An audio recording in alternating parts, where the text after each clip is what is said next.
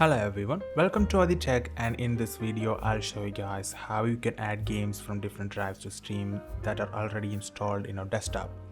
For example, I recently reinstalled my operating system and did the fresh installation of the Steam, and it couldn't recognize my old game's location, and so it asked me to install the fresh installation of every games I already installed in my PC. So in this video I'll show you guys exactly how you can fix this. As you guys can see, the size of these games are very high and I don't even want to reinstall them. First, you need to go to the settings. And inside that settings, you can find downloads. After clicking the downloads, you can see the Steam library folders. This is where we need to add the installation location of the games. And for me, I need to choose it like, let me choose another location.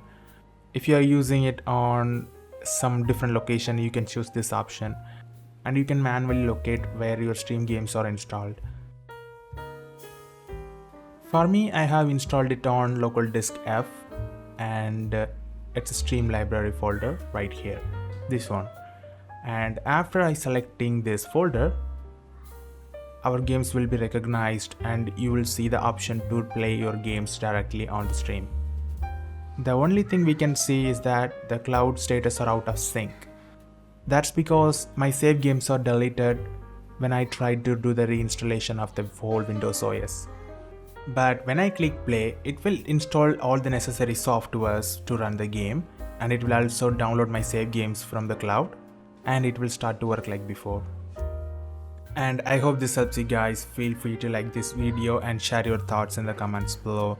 Or if you have any doubts and questions, you can also ask that in the comments below, and I'll try to respond whenever I can. And I'll see you guys in the next video, and bye.